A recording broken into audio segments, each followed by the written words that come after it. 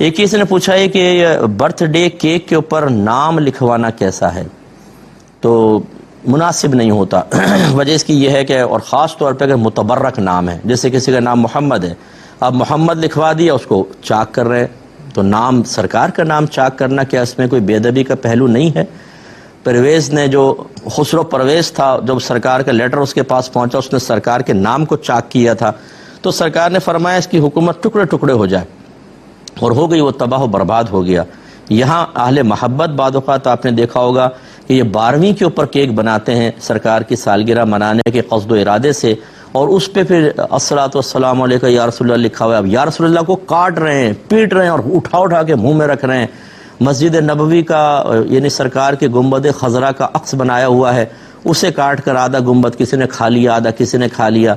ये चीज़ें मुनासिब नहीं होती हैं। आप सादा केक रखें, वो सही है बस।